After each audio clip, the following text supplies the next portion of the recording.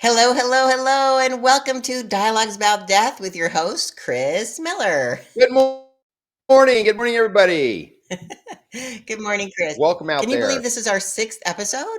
Man, how time has been flying. It has been totally flying. So, right off the bat, I want to make sure that everybody knows that this is a show sponsored by Thomas Miller Mortuary and Crematory. And this is the website, thomasmillermortuary.com. And if you ever have any questions that you don't want to ask on the show, their staff is amazing. And you can call the Corona Chapel or the La Sierra Memorial Chapel in Riverside, and they'd be happy to answer your questions individually. But just a little housekeeping, Chris. I want to make Yes, sure that people know that they can ask questions during these shows live. And if absolutely. right, and then if somebody thinks that somebody else needs to hear this, if you guys could share it on your page so more people get to see the show, that would be fantastic. And today we are talking about the cost of death, Yeah.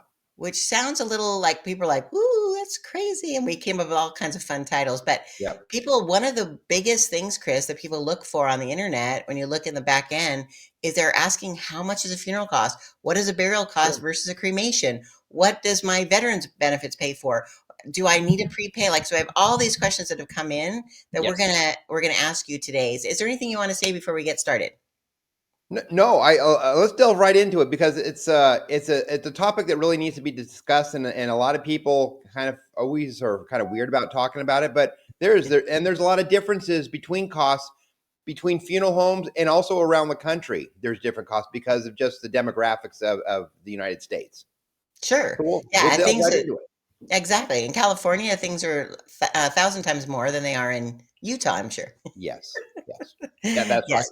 Okay, let's get into it. So the first question is, what do funerals cost? And I will let you answer that. Sure. So we kind of break down in a couple ways because when we talk funerals, that's just kind of a large, kind of generic term.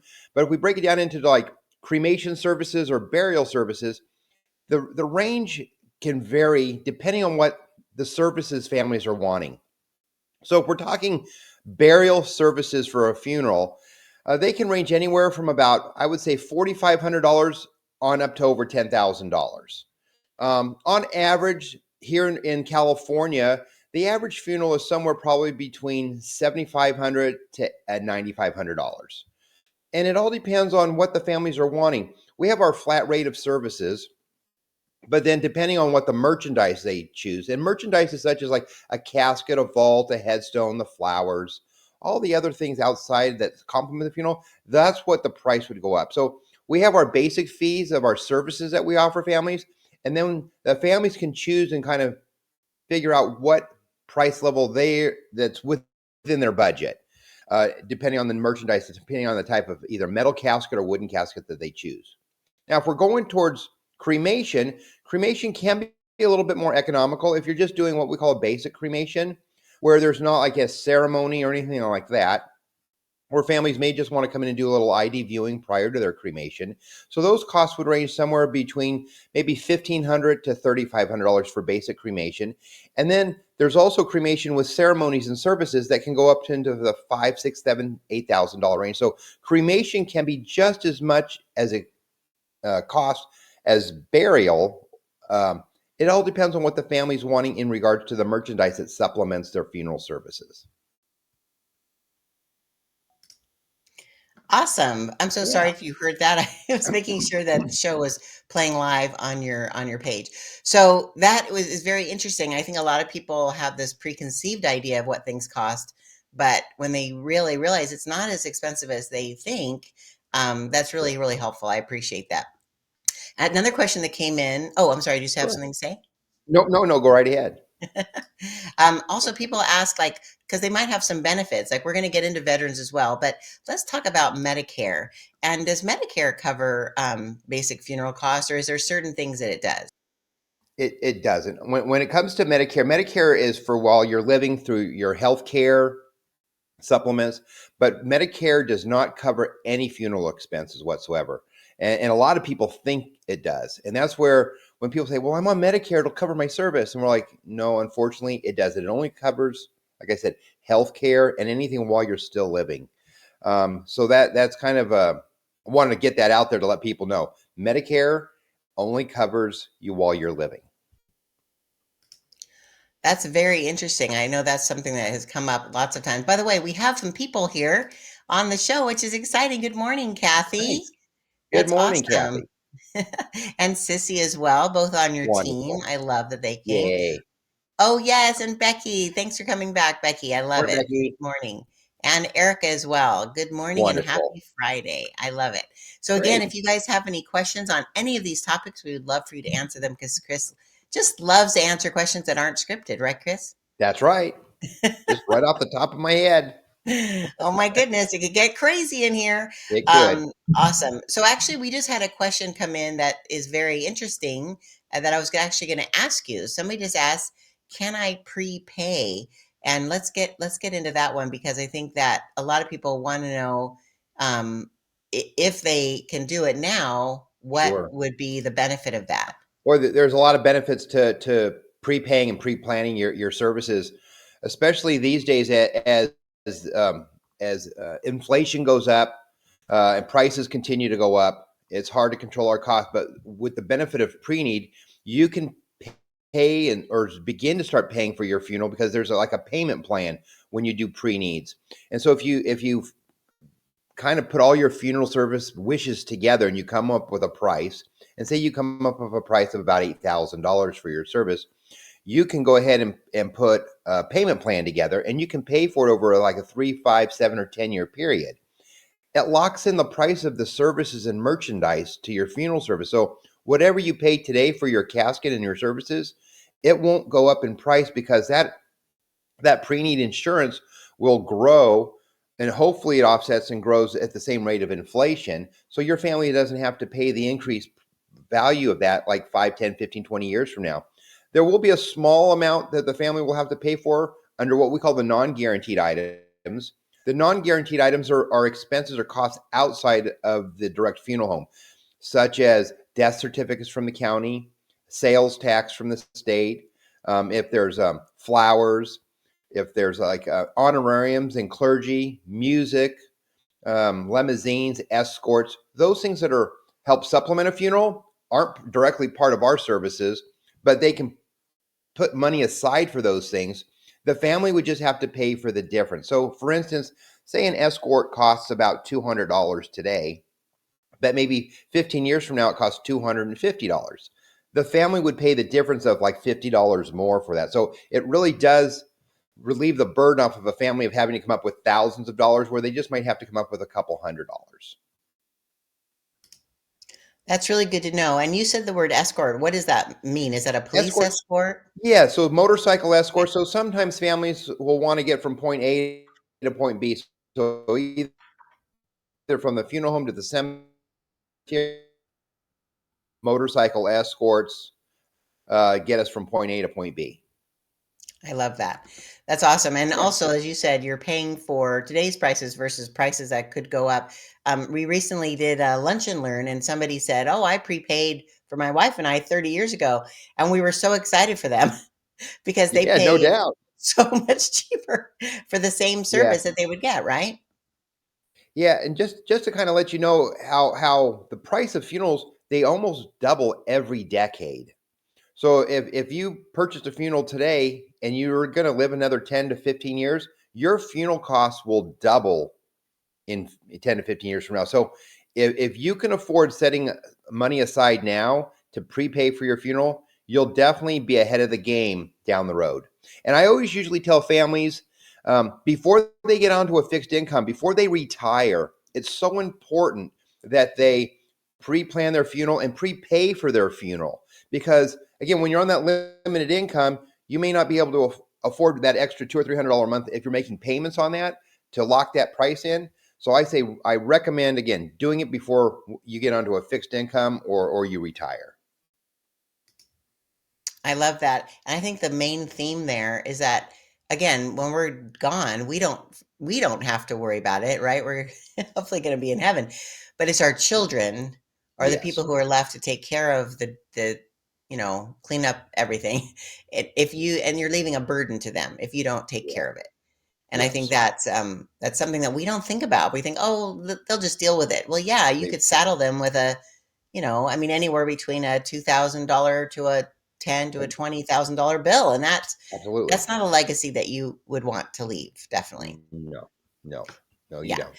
So another question that came in, and you kind of touched on it from the first question, but I thought we'd get in there because a lot of people say, well, if it's not a religious thing and they don't have to be buried, in a casket, is Sure. cremation a better idea? So this was a question that came in. What is the price difference of burial versus cremation?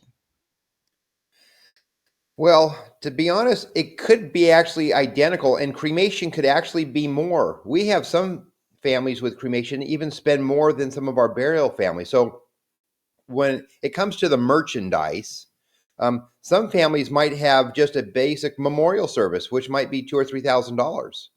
But then they might buy a bunch of keepsake jewelry and urns and memorializations, and they might spend $6,000 or $7,000 on just the keepsake jewelry, urns, and memorialization. So some people might put more in the memorial or the remembrance of their loved one when it comes to the keepsakes than they do for the ceremony. Some people might spend more on the ceremony. They might spend thousands of dollars on a ceremony but only just buy a little basic urn for a couple $100s.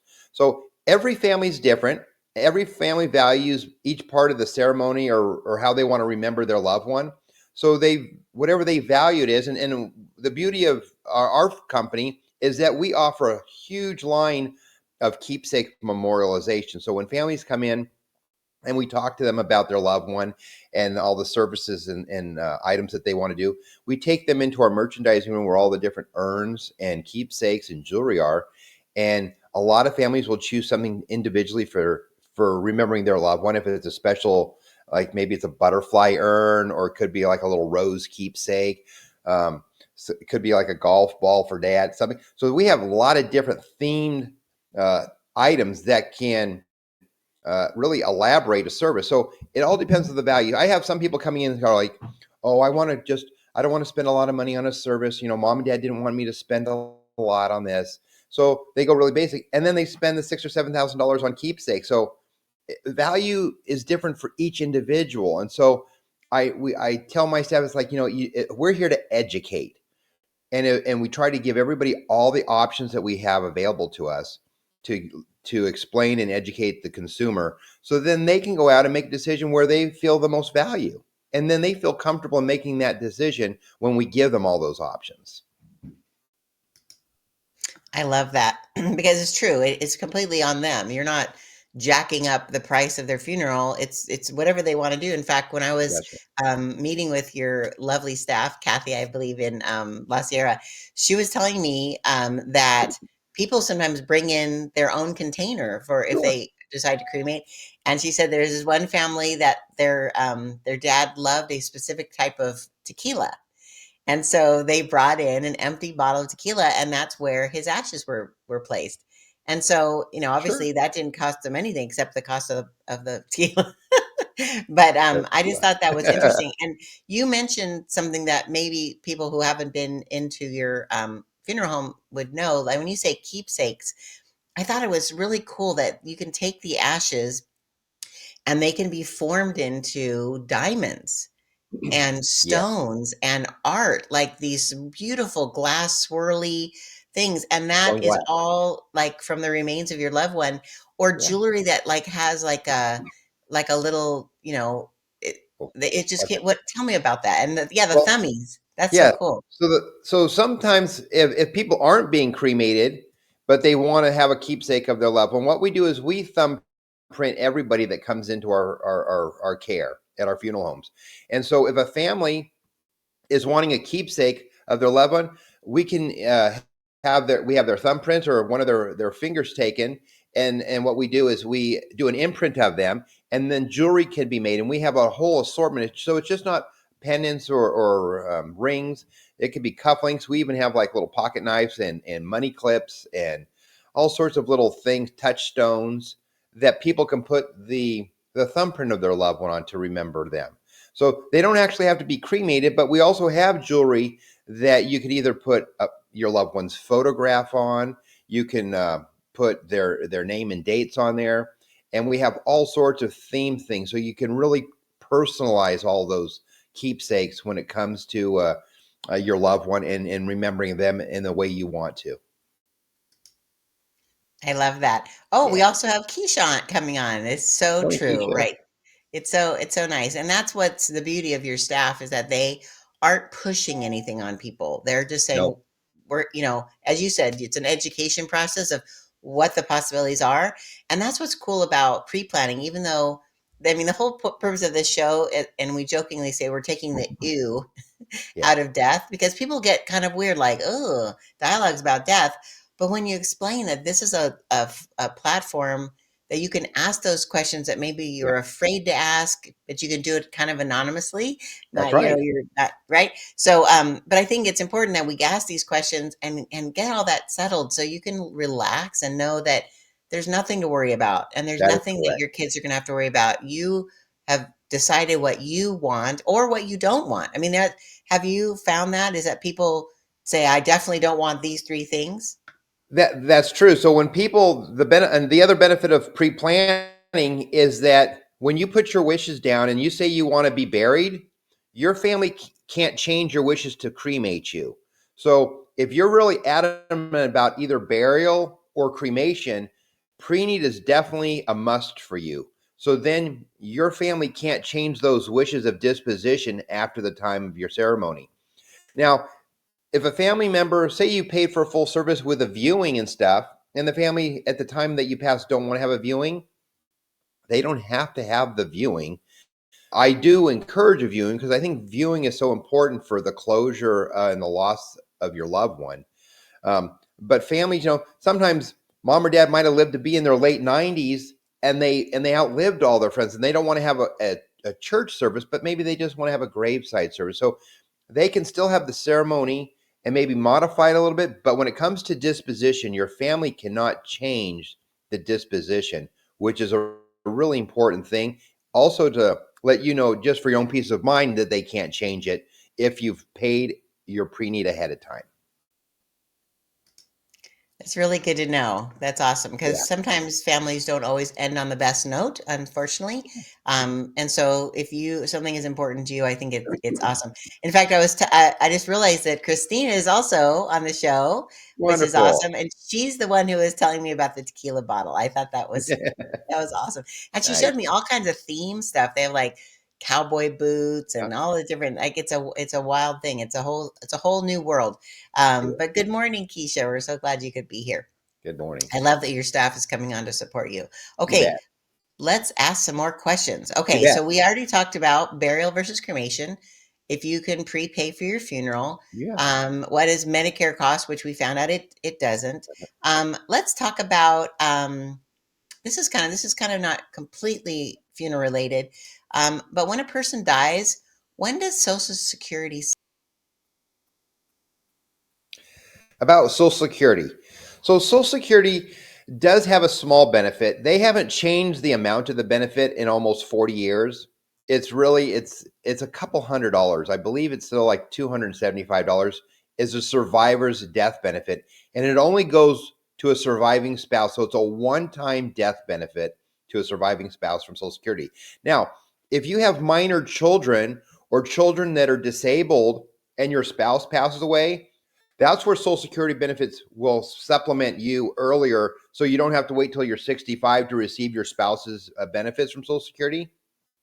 So we help our families process the Social Security. So what we do is at the time of a death, we process and remove their Social Security number from the system, which will alert the Social Security agency to go ahead and modify and adjust any benefits that you're entitled to, depending on your family situation.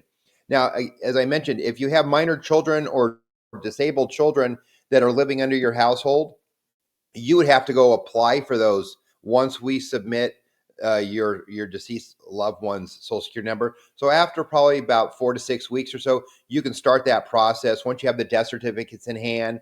But we do start the process. It's just that if you have a special circumstance, you'll have to apply for that at the time. Well, that's really cool to know that you cancel the Social Security in the system because that's another fear that I have heard from people that people are going to scam the family by taking the identity of the person that's passed away. Yes. And so the fact that you handle that, and then even though there's some things the family have to do directly, you educate them and tell them where to Yeah. go and what to do, right? Yeah, we have a whole form that has the Social Security Department's number on there, and it kind of gives a little list of the benefits they would be entitled to if it applies to them.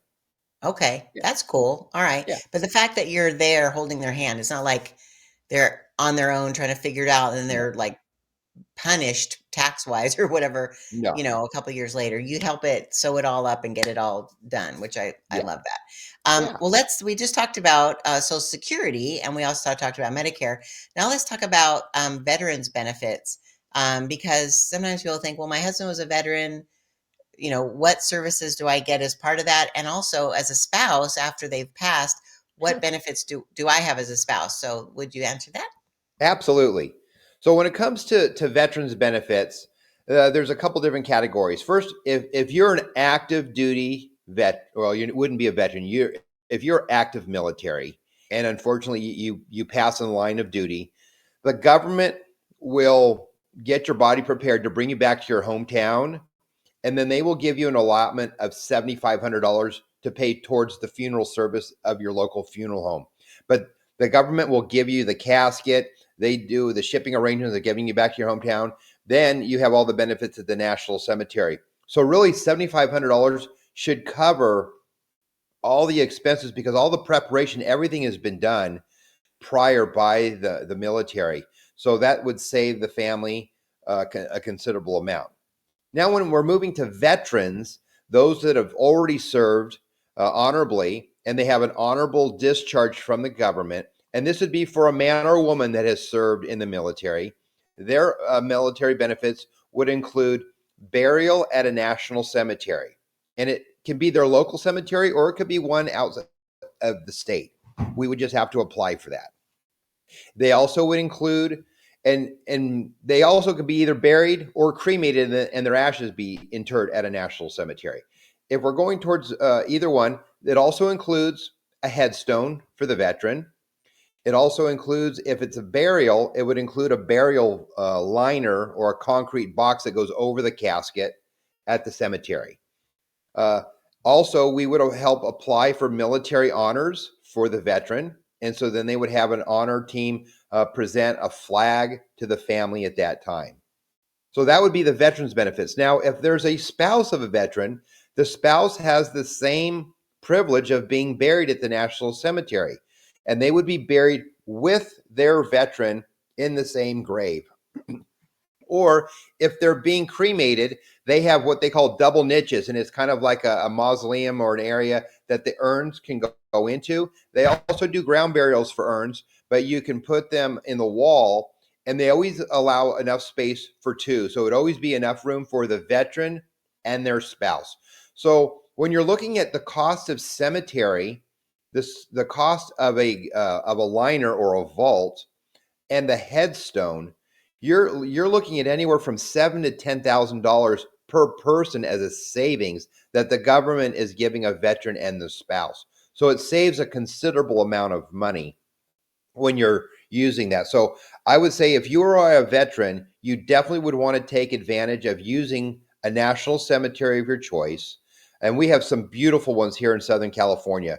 We have one here really close by in Riverside, which is one of the largest national cemeteries in the United States. They just opened up a new one in Miramar, just north of San Diego. And then there's another one in Bakersfield area. The Los Angeles Veteran Cemetery and the one in Coronado and San Diego, those are both full and they don't do interments at those two cemeteries anymore. But the other three are wide open and they're wide open for decades to come. So we have plenty of room for all of our veterans in the local area to inter them and their spouses at one of the cemeteries of their choice. That is really interesting. I had no idea that they would be full. I mean, I guess that makes sense. It's real estate, Yeah, right? yeah. And so the LA one is full, and what was the other one? The one down in San Diego off Coronado. Wow. Oh, well, I Yeah, get, yeah, there's limited space. yeah. Interesting. Well, if more people doing cremations now, does that help save space? Sounds weird, It but does, and some of like with in LA and San Diego, they tried to maximize it. So over the last few years, they tried to put in some more niche areas to put more urns, but they've maxed that out now too. So that's why they opened up Miramar down in San Diego, since there's a large military presence down in that area, and then Bakersfield is kind of in the central part of the state, so it kind of fills up this region also. I know there's been talks about them opening up another one here somewhere within Orange County or LA County again. But we that's only been talk, and it all is about government funding. So we'll see. Maybe in the exactly. next 10 or 15 years, we'll hear some more news about another veteran cemetery coming. But the Riverside one, it'll be open for at least another 20, 30 years. They've got plenty of Oh, space out there. So I oh, think great. there'll be plenty of space for our local veterans here in the Riverside County, San Bernardino area to be buried out there in Riverside. That's nice. I know both my parents and my in-laws are buried at the Riverside. Now they're both in the Navy, and I thought it was interesting. Way my mother-in-law passed away in 2020, not from COVID, just she was 90 years old, and Yeah. that's such a dear lady. We miss her. But anyways, when we went to do the graveside, she, her husband, my father-in-law, had a wall, right? And Yeah. they opened it up and there was his urn Yeah. and the gentleman who was helping us, and it was raining, we were under umbrellas, it was very cinematic. And he said, "Would anyone like a picture of what it looks?" I mean, it didn't change because it was Sure. encased, It right? was the case. And Yeah. so everyone handed him their phone and he took pictures. And then when they put Teresa's urn in, they were just right next to each other, and he took Oh, another pic, and it was just, like, so dear that he took that's that nice. extra Extra step to little. know that we would want to know that they were okay Yeah. in there. I know that sounds silly, but Oh, that's nice. That's very yeah, nice it of them. was very nice. Yeah. So, Yeah. very, very cool. Okay, well, that kinda comes to the end of our questions, and we answered so many today. Is there Yeah, we anything that did. you think that, we haven't answered? Because it's amazing, Chris. I mean, the volume of questions online, because Sure. people want to know this stuff and there's not a place that people can really ask and feel safe. So thank Sure. you for taking the time to answer it. Is there anything else that you'd want to add before we end Yeah. the show? I guess just a couple things. When you're looking at funeral homes, and a lot of people go online and look at funeral homes, and prices range considerably. I think you need to take into the effect the full picture of what you're getting into, the staff, the facility, and who you're working with, and who There are funeral homes that might be a little bit more, costly, might have a higher overhead. Their facilities might be a little bit more elaborate. They might have more licensed staff, and if you're a licensed staff, that means you pay more to those people to work for you. Some funeral homes are what we call more of a storefront, or like mom and pop, like yeah, just a storefront. So it's not a full service funeral home, and they might use third party providers. So they keep their overhead low, so they might be able to provide a lower cost funeral, but they're not doing the services themselves. They're using third parties to do that. So ask questions when you're talking to a funeral home. It's like, where is your loved one? Are they kept in your care, or are they kept somewhere outside the city? Because sometimes third party providers have to contract with other funeral homes that aren't close by. And so your loved one may not be at the facility that you're actually working with. So I would just say, do your research, ask your questions to the funeral home when you're calling and inquiring about pricing and questioning, where my loved one is, and what is all involved in the services. We try to explain to the families there's a lot of behind the scenes work that goes on in coordinating, putting on services, because sometimes people say, why does it cost so much? Well, when I pay all the proper insurances, the workers comp, all the liabilities and things, I have full coverage. So those things, when you're properly insured and you're properly licensed, you're going to have a few more fees to make sure that the job is done properly. So I just make sure that families, when they're inquiring, ask questions about those types of things, of what else all entailed. Sometimes it's also the size of the facility. Some funeral homes have small chapels or smaller facilities. And if you have a big family, you might have to go to a larger funeral home or go to your church off site. So sometimes the size of the funeral home can dictate the price, the size of the staff. Also, if it's independently owned by a mom and pop, or if it's corporately owned. The corporate structure, there's a lot of wonderful employees, people working for corporate America, but sometimes they have to rely on the bottom line because they're a corporation. They have to work to the bottom line to making budgets. Where mom and pops are a little bit more flexible in working with families if they have to. So there's a little bit of a difference between independent mom and pop funeral homes and corporate funeral homes. So those are just some items I wanted to just put out there. So when you are out there talking to your funeral home, when you're needing those types of services, ask those types of questions, and hopefully those people that are answering them will be truthful and honest with you and let you know, because we're here to educate. We want to make sure our consumer is well aware of all the different options that are out there, and they have a choice to be well informed to take care of their loved one. I love that. Something that I learned recently, Alex, who is giving, we had a Valentine's party at our local assisted living place, Valencia Terrace, and she said something I hadn't heard before, that, a lot of times when you're at a big funeral, corporate home, again, as you said, there's nothing wrong, it's just a No. different structure. You Yeah. can have many funerals happening at the same time. So when somebody gets there, they're like, it's like a wedding hall. Like, which wedding are you in? Right? And so you have Yeah. to do that. But at your facility at Thomas Miller Mortuary, you just take one a day. So that family feels, or one at a time, I should say, One at a time. one Yes, at a one at a time. time. Right. There might be somebody in the morning, afternoon, evening, but Yeah, I that's thought correct. it was lovely because, you're making them feel like family. What caused you to create that policy? To doing one at a time, it just with our place. I mean, we can accommodate one full service at a time on site, but we might do something at a church off site. So we have enough staff to have two services at a time, but we never overlap services at the same time.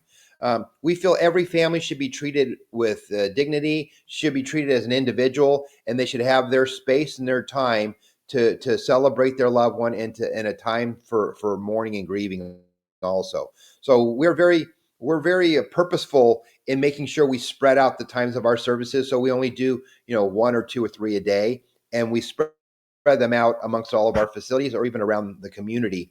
So then there's no overlapping. And we're having to work with cemeteries too, because cemeteries are working with multiple funeral homes.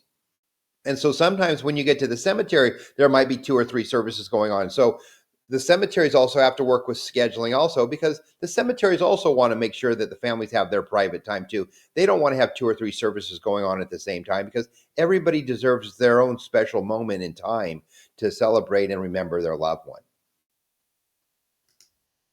I love that.